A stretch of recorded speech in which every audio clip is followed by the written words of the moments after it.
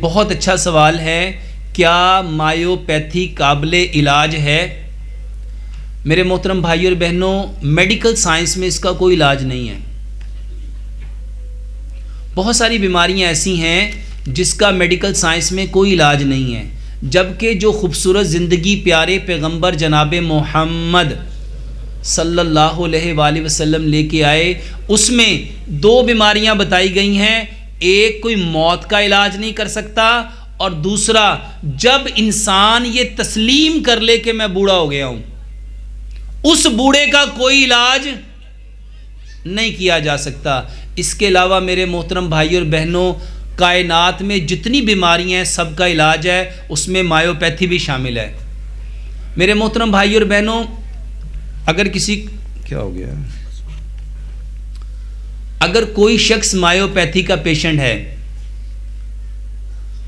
اور اس کے ساتھ ساتھ اگر کوئی شخص جس کو لیوپس SLE ہے، اور اس کے ساتھ ساتھ اگر کوئی پیشنٹ جس کو مسلز ایٹروفی ہے، یہ وہ بیماریاں ہیں جس کا کسی ڈاکٹر کے پاس کسی میڈیکل سائنس میں کوئی علاج نہیں۔ یہ ساری بیماریاں، بلکہ اس جیسی جتنی بیماریاں جو لا علاج ہے، اس کے لیے تین کام کرو، اس کے لیے تین کام کرو۔ سب سے بہترین علاج، واللہ جو میں نے آج تک میں نے الحمدللہ ثم الحمدللہ پچھلے کوئی 26-27 سال سے میں یہ علاج کر رہا ہوں۔ محترم بھائی اور بہنوں، کوئی بیماری ہے، سب سے پہلے اپنے بچے کو ماں باپ کے وضو اور غسل کے پانی سے اس کو غسل دو۔ اور کیوں دینا ہے؟ پیارے پیغمبر جناب محمد صلی اللہ علیہ وآلہ وسلم نے ارشاد فرمایا، میری امت جو آدھی امت کی موت نظر بد کی وجہ سے ہے۔ نبی صلی اللہ علیہ وآلہ وسلم نے فرمایا، ہٹے کٹے اونٹ کو جو چیز ہنڈیا پہ اور انسان کو جو چیز قبر تک لے جاتی ہے وہ نظر ہے۔ نظر شیطان کے تیروں میں سے ایک تیر ہے جو بالکل نشانے پہ لگتی ہے۔ میرے محترم بھائی اور بہنوں، اس کے بے شمار لوگوں نے طریقے بتائے، یہ میرا تجربہ ہے، اور الحمدللہ ثم الحمدللہ صرف پاکستان میں نہیں، میں نے باخدا یورپ میں اتنے لوگوں کو اس کے اوپر اپلائی کیا۔ وعلیکم السلام۔ امریکہ میں ایک بچے کو یہی بیماری ہوگی مایوپیتھی کی۔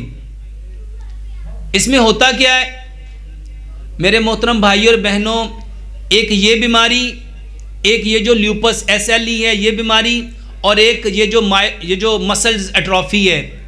اس میں جو مسلز ہوتے ہیں وہ کام کرنا چھوڑ دیتے ہیں، آپ کے مسلز کام کرنا چھوڑ دیتے ہیں، بندہ نہ کھڑا ہو سکتا ہے، نہ بیٹھ سکتا ہے، نہ کوئی چیز پکڑ سکتا ہے، وہ ایک لاش کی طرح ہوتا ہے۔ میرے محترم بھائی اور بہنوں، سب سے پہلا کام، ماں باپ کے وضو اور غسل کے پانی سے اس کو غسل دو۔ کیسے غسل دینا ہے؟ سب سے پہلے جو والدہ ہے وہ پراپر طریقے سے وضو کرے اور غسل کرے، اس کے بعد ایک بڑا سارا ٹب لے، وضو اور غسل کرنے کے بعد دوبارہ سے وضو کرے، وہ سارا وضو کا پانی اور غسل کا پانی اس ٹب میں جمع کر لے۔ ایسے اس کا جو باپ ہے وہ بھی وضو کرے اور غسل کرے، اس پانی کو جمع کر لیں۔ 21 پتے بیری کے لیں، اگر بچہ 10 سال سے بڑا ہے تو 21 پتے، اگر 10 سال سے چھوٹا ہے تو 11 پتے پانی میں لے۔ دوسرا پانی، اس میں بچے کے ہاتھ ڈپ کریں، بیری کے پتوں کو اس کے اندر ڈالیں، ماں رائٹ سائڈ پہ بیٹھے، باپ لیفٹ سائڈ پہ بیٹھے، تینوں لوگ 7 دفعہ سورۃ فاتحہ، 7 دفعہ آیت الکرسی، 7 دفعہ چاروں کل پڑھیں، اور اس کے بعد اول آخر 7 مرتبہ درود ابراہیم پڑھیں، اور اس پانی کو گرم کر کے وہ جو ماں باپ کے وضو غسل کا پانی اس کے اندر ایڈ کر دیں، بچے کو نارمل طریقے سے نہلائیں، اور اس کے بعد بچے کو بٹھا دیں سطر ڈھانپ کے، اس کی کمر والی سائڈ سے ڈبہ بھر بھر کے اس کے سر پہ پانی ڈالیں۔